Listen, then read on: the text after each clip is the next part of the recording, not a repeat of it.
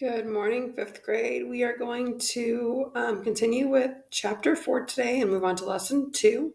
And we're going to talk about the Patriots, the Loyalists, and the British. So we're going to look at what their different points of view were on independence and what they thought about the British. So let's go ahead and get ourselves started.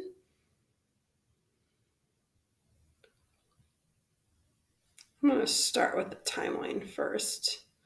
So let's go ahead and look at the timeline. It says in February of 1763, we have the Treaty of Paris ends the French and Indian War. 1763 in October, we have the Proclamation of 1763, sets aside land west of the Appalachian Mountains for the Native Americans. 1764, we have Parliament passes the Sugar Act.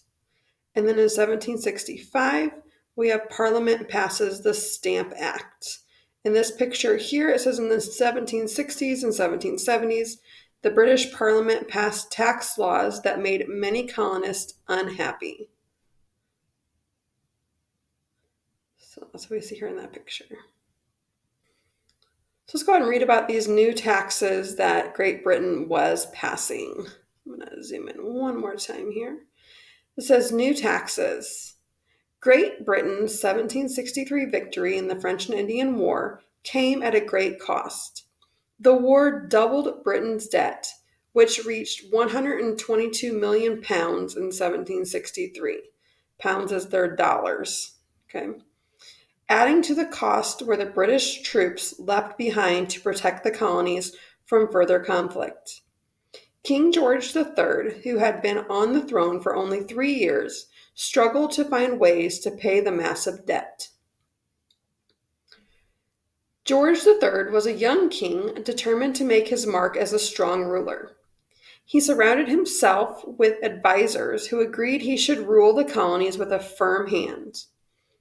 British citizens already paid high taxes.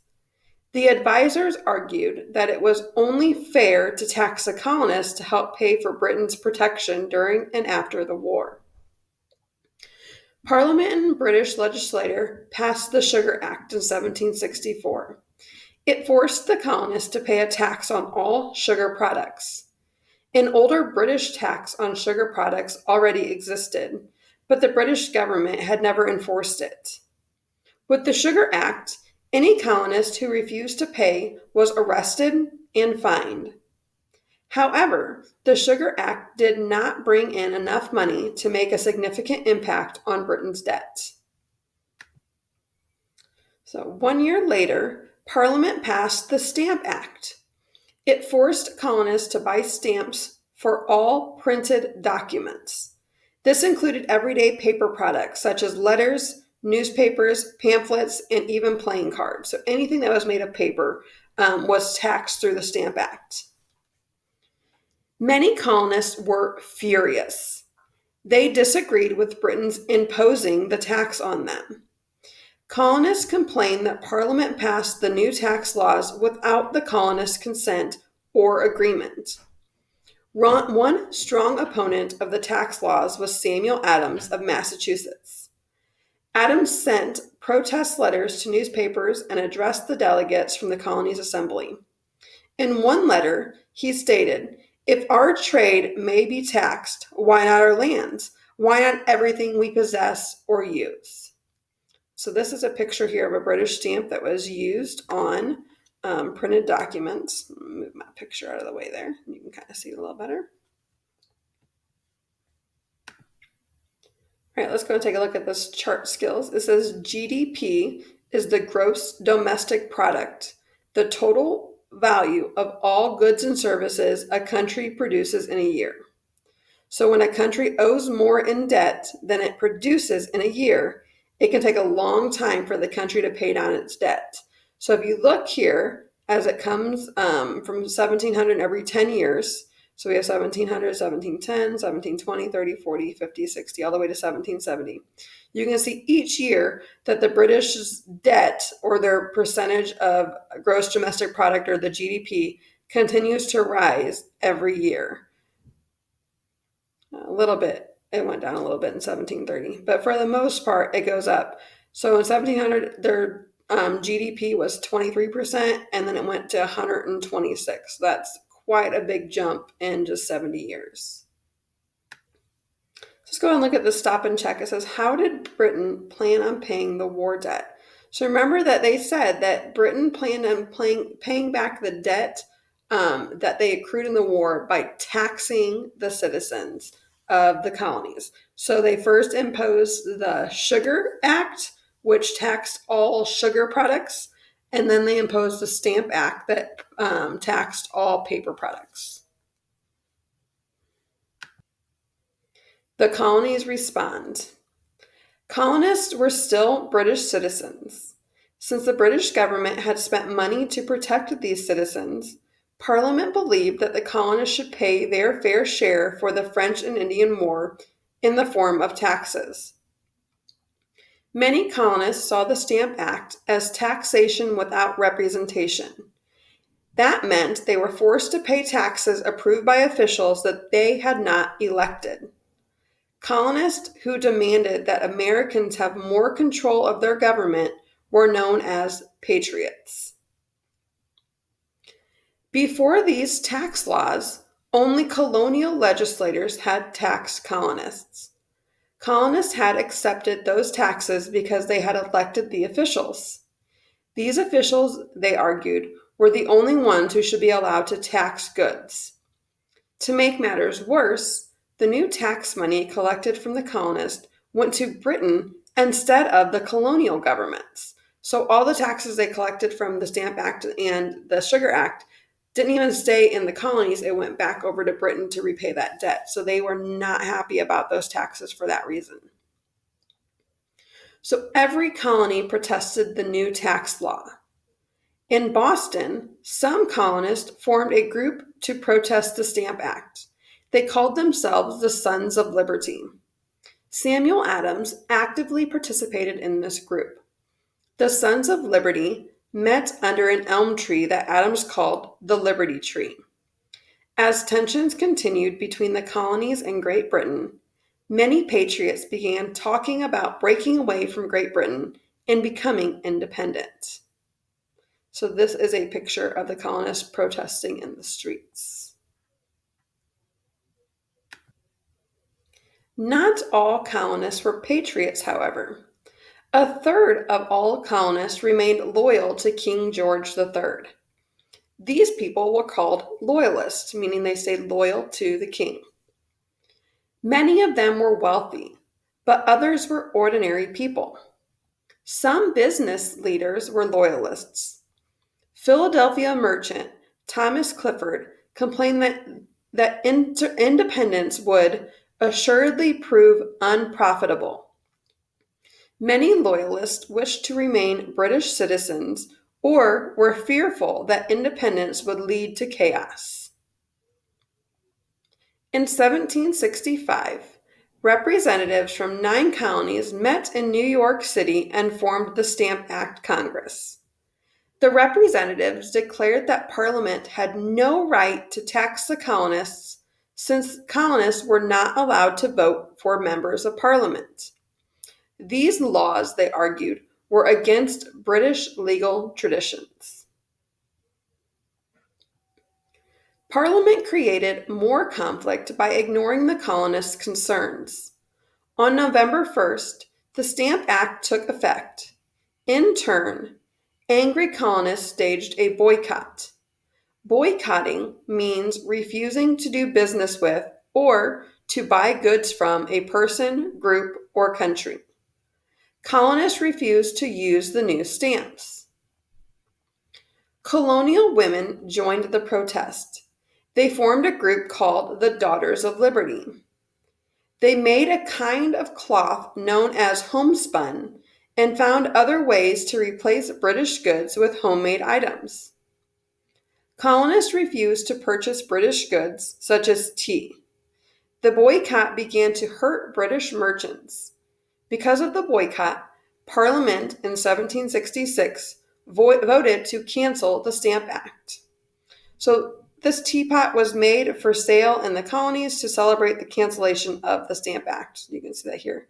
It says America, Liberty Restored. Okay, so we've talked about the views from a patriot and a loyalist. So a patriot was a person that really wanted to become independent from Britain, and those loyalists were the people that wanted to stay loyal to Britain. So let's go ahead and look at these different points of view. So this first one is from George Mason, and he's pictured here.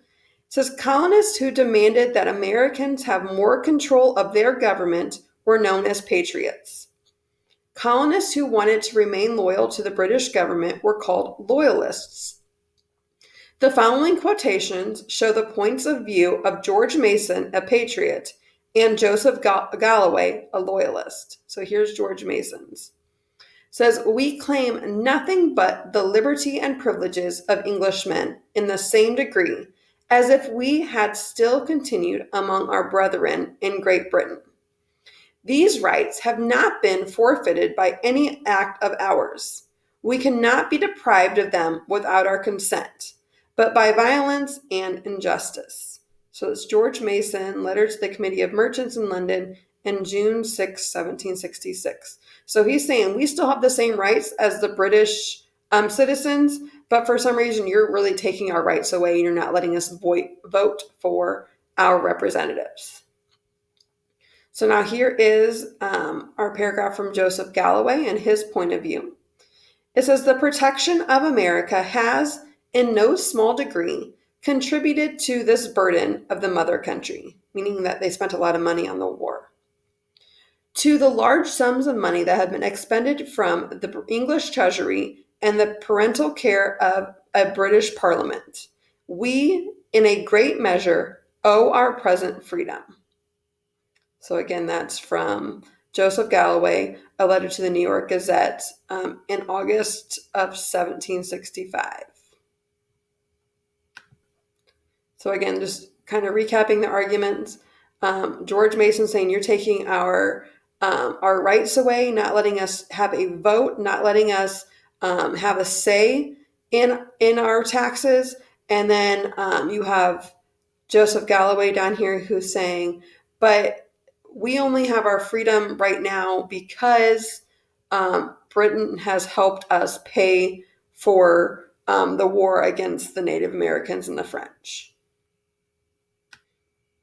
All right, so remember the Stamp Act has just been repealed. So let's look at the Townshend Acts. Parliament gave in to the colonial pressure when it repealed the Stamp Act or canceled it in 1766. But the break from taxes did not last long. In 1767, Parliament found another way to raise taxes. It passed the Townshend Acts, which were named for the treasurer of the British government, Charles Townshend. Parliament believed colonists would be more accepting of a tax on factory-made goods imported from Great Britain.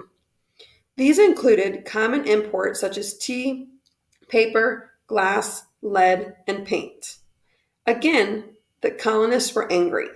They demanded that Britain cancel the Townshend Acts.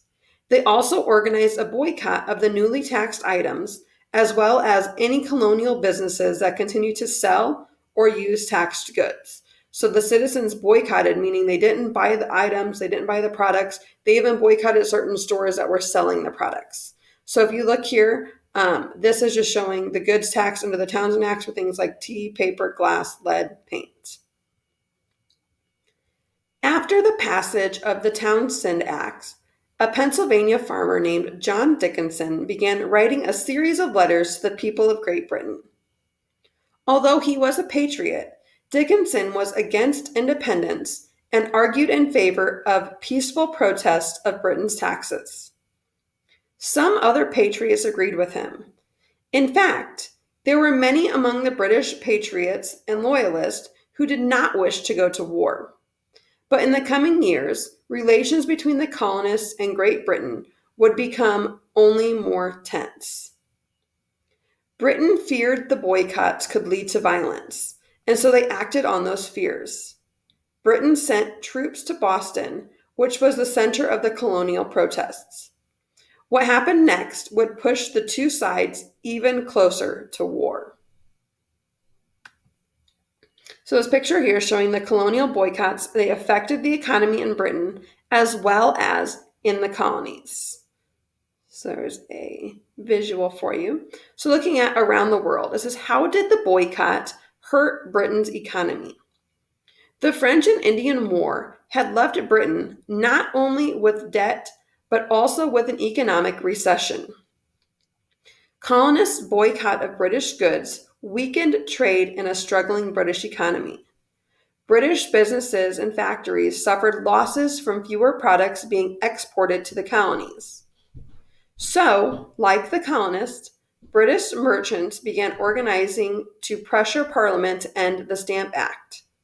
Parliament took the merchants' concerns more seriously than the colonists' concerns. It canceled the Stamp Act. Let's go and take a look at this. What do you think? It says, what was similar about the colonists and the British merchants' organizing effects? So they both argued that they wanted the Stamp Act canceled. Okay? That's what was similar. They were similar because they both wanted the tax taken away. But what was different was the fact that the colonists, they said they wanted the tax taken away so they didn't have to pay the extra money. Whereas the British citizens who were trying to sell these products wanted the tax taken away so that the Americans who are boycotting, or the colonists who are boycotting the products, would actually buy them and not boycott them anymore. So they had in common that they wanted the Stamp Act canceled, but they kind of wanted them for different reasons.